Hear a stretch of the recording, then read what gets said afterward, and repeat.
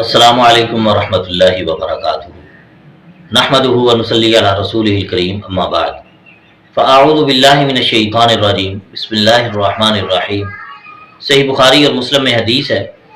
عبداللہ بن عباس رضی اللہ تعالیٰ عنہما بیان فرماتے ہیں،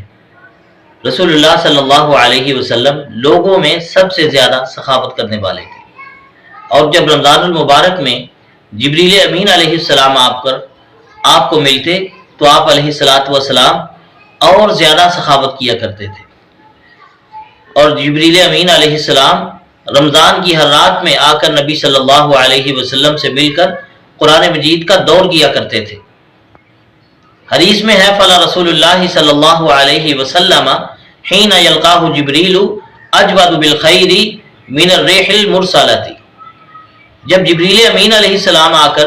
نبی صلی اللہ علیہ وسلم سے ملتے تو نبی صلی اللہ علیہ وسلم بھلائی کے کاموں میں تیز ہوا سے بھی زیادہ سخاوت کیا کرتے تھے۔